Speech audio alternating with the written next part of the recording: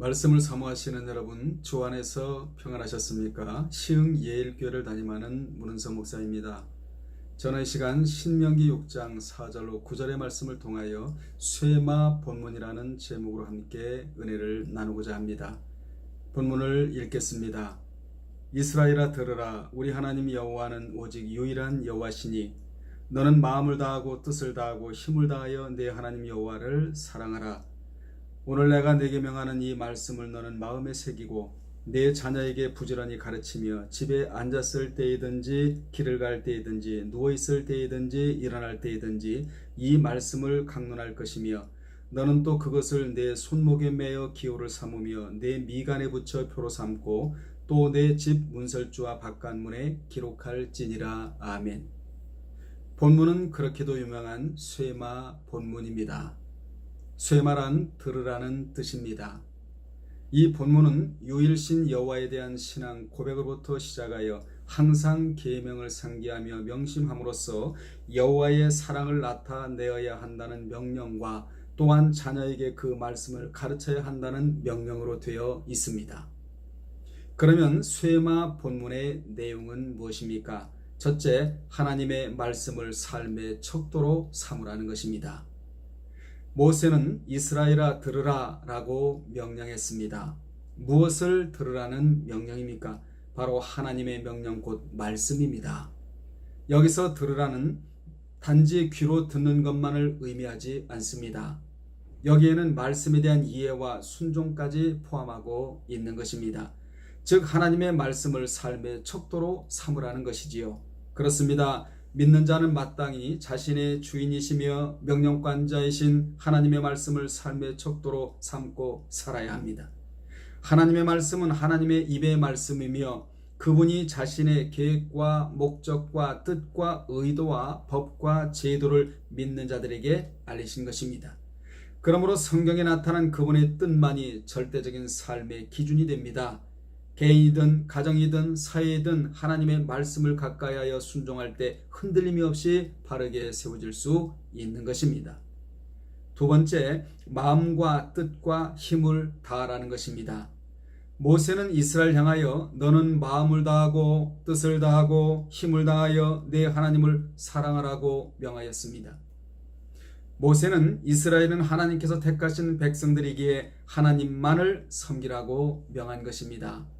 모세는 마음을 다하고 뜻을 다하고 힘을 다하라고 했는데 여기 다한다는 것은 우리의 지성과 감성과 의지 모두를 다하여 곧 우리의 존재의 전 인격과 삶 전체로 하나님을 사랑하라는 말씀입니다.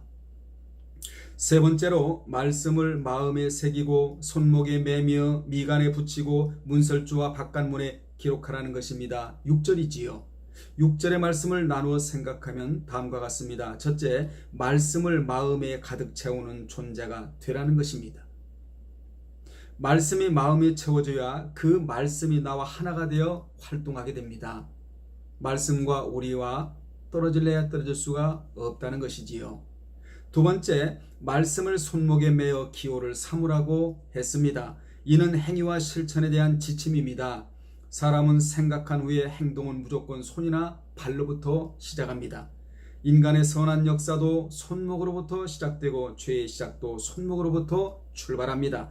따라서 하나님의 말씀을 손목에 매고 생활하라는 명령은 보다 강력한 하나님의 의도가 있습니다.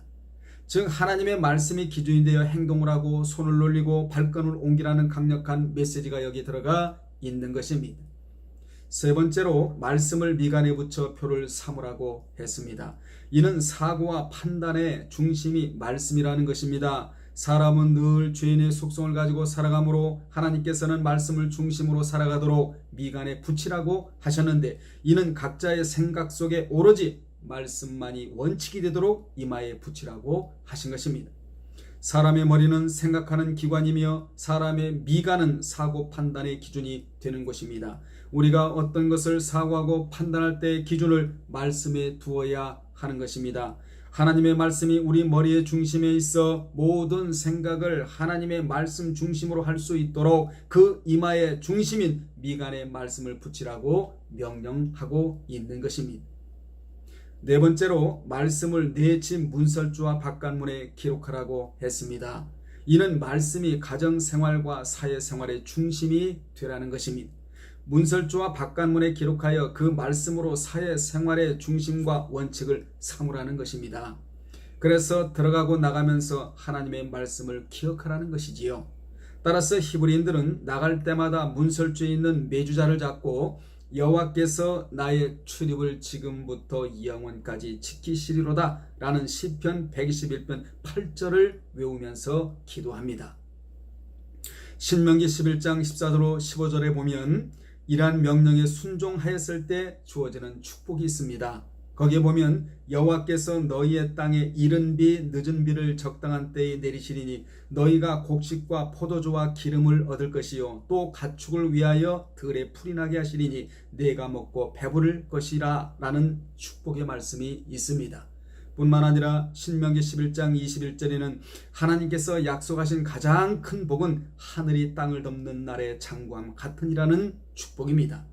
이 축복은 순종하는 자에게 주시는 가장 큰 축복으로 하늘이 영구히 있는 것 같이 땅에서의 축복도 영원히 계속되는 축복입니다. 이 축복은 단순히 이 땅에서 오래 잘 될 것이라는 의미를 넘어서 영생하는 하늘의 축복까지 포함하는 엄청난 축복입니다. 이 복은 본문의 쇠마, 이 본문을 순종하는 자에게 주어지는 축복입니다.